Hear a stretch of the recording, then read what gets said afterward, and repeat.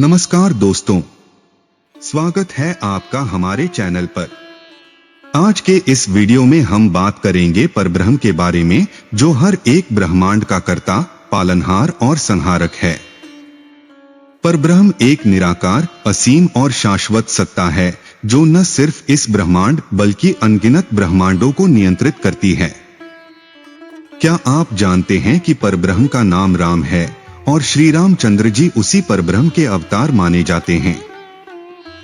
इस वीडियो में हम परब्रह्म के स्वरूप, उनकी शक्तियों और शास्त्रों में उनकी उपस्थिति को विस्तार से जानेंगे।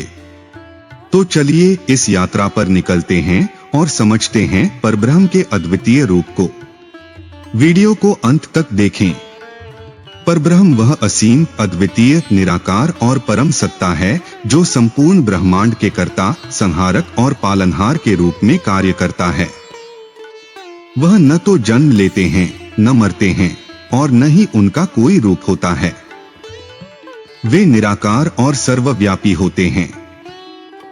परब्रह्म की उपस्थिति हर जगह है, लेकिन वह सभी ब्रह्मांडों से परे रहते हैं।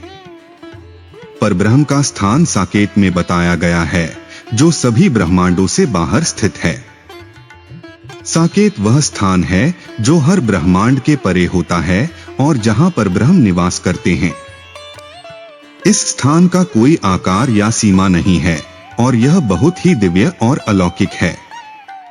परब्रह्म का नाम राम है।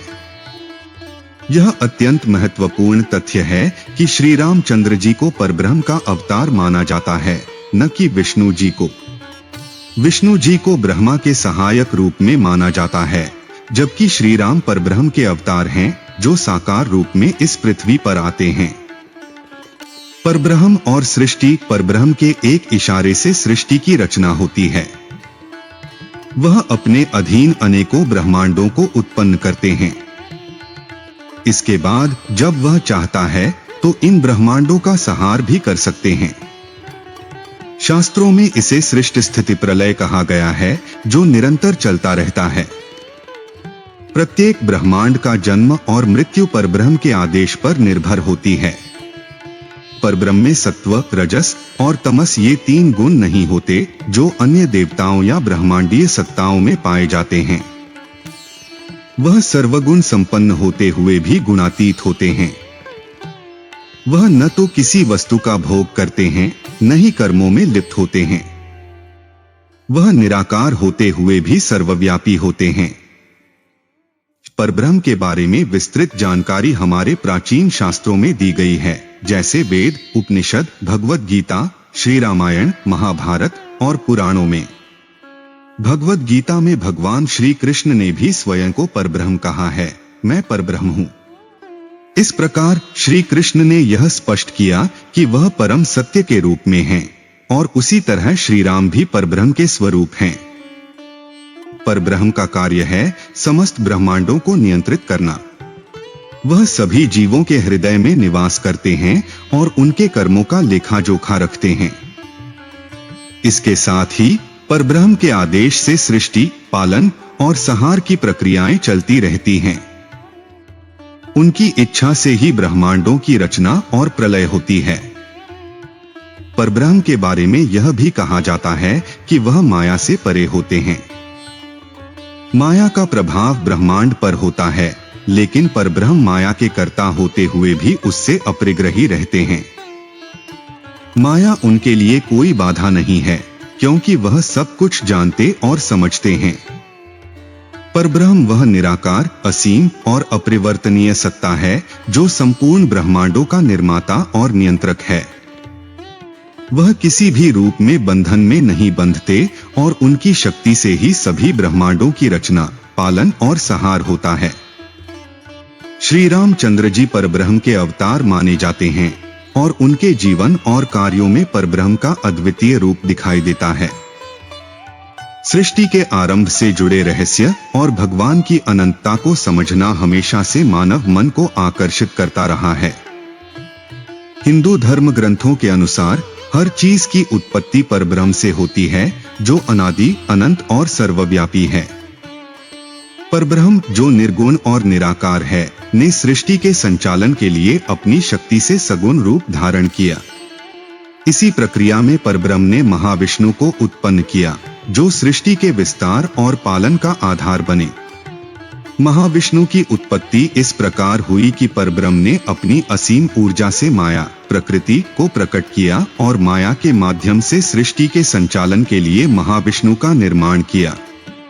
महाविष्णु अनंत जल कारण सागर में योग निद्रा में रहते हैं और सृष्टि के हर ब्रह्मांड के पालनकर्ता माने जाते हैं। महाविष्णु ने सृष्टि की रचना और संचालन के लिए अपने भीतर से त्रिमूर्ति को उत्पन्न किया। महाविष्णु के नाभि से एक दिव्य कमल प्रकट हुआ। इस कमल से ब्रह्मा उत्पन्न हुए, जिन्हें सृष्टि की रचना का कार्य सौंपा गया। ब्रह्मा को सृष्टिकर्ता कहा जाता है। ब्रह्मा ने अपनी तपस्या और महाविष्णु की प्रेरणा से सृष्टि के विभिन्न घटकों पंच महाभूत, जीव जंतु, देवता, मनुष्य की रचना की। महाविष्णु ने स्वयं को त्रिगुणों सत, रज, तम के माध्यम से विभाजित किया। सतगुण का प्रतिनिधित्व करने वाले विष्णु स्वयं महाविष्णु का साकार और सगुण रूप हैं। विष्णु का कार्य सृष्टि के संचालन और पालन का है। हर ब्रह्मांड में विष्णु महाविष्णु के प्रतिनिधि बनते हैं और सृष्टि की व्यवस्था बनाए रखते हैं। महाविष्णु के भीतर से प्रकट हुए तम गुण ने शिव को जन्म दिया। शिव को संहारक कहा जाता है, जिनका कार्य सृष्टि के अंत में उसका पुनः विलय करना है, ताकि नई सृष्टि का जन्म हो सके। शिव स्वयंभू और अनादि माने जाते हैं, जो योग, तपस्या और विनाश के प्रतीक हैं। महाविष्णु ने त्रिमूर्ति ब्रह्मा, विष्णु और महेश को सृष्टि के 3 मुख्य कार्यों रचना, पालन और संहार के लिए प्रकट किया। ब्रह्मा सृष्टि की रचना करते हैं, विष्णु उसका पालन करते हैं और शिव सृष्टि के अंत में उसका संहार करते हैं, जिससे नए सृजन के लिए स्थान बनता है। यह पूरी प्रक्रिया परब्रह्म की अनंत चेतना और महाविष्णु की शक्ति से संचालित होती है। इस प्रकार परब्रह्म से महाविष्णु और फिर महाविष्णु से त्रिमूर्ति की उत्पत्ति हुई, जो सृष्टि के संतुलन और अस्तित्व को बनाए रखने का आधार है। हिंदू धर्म ग्रंथों में सृष्टि का वर्णन अत्यंत विस्तृत और गहन है। यह माना जाता है कि संपूर्ण ब्रह्मांड सृष्टि अनगिनत ब्रह्मांडों से बना है, जिसे साकेत लोक या परब्रह्म का परमधाम कहा जाता है। साकेत में अनंत ब्रह्मांड विद्यमान हैं और हर ब्रह्मांड का संचालन अलग अलग ब्रह्मा, विष्णु और महेश करते हैं।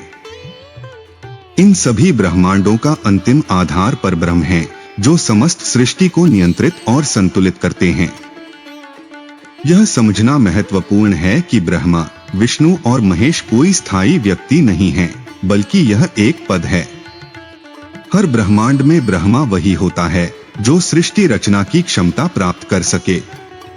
इसी प्रकार विष्णु और शिव भी उन दिव्य शक्तियों के धारक होते हैं, जो पालन और संहार की जिम्मेदारी निभा सकें।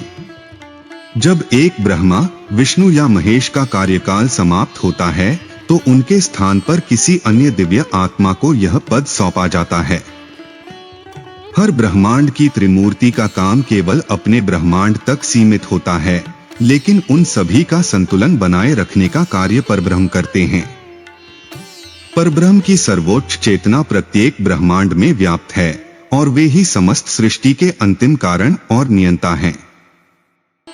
इस वीडियो में हमने परब्रह्म, महाविष्णु और त्रिमूर्ति के माध्यम से सृष्टि के निर्माण, पालन और संहार की प्रक्रिया को विस्तार से समझा। यह सिद्धांत हमें यह सिखाते हैं कि सृष्टि के हर चरण का संचालन भगवान की अद्वितीय शक्ति और योजना से होता है। महाविष्णु के माध्यम से ही सृष्टि का संतुलन बना रहता है और परब्रह्म के निर्देशन में सृष्टि का चक्र चलता रहता है। आशा है कि इस वीडियो ने आपको इन दिव्य सिद्धांतों को समझने में मदद की होगी। अगर आपको वीडियो पसंद आया हो तो कृपया इसे लाइक करें, अपने दोस्तों के साथ शेयर करें और ऐसी और जानकारियों के लिए चैनल को सब्सक्राइब करें। धन्यवाद।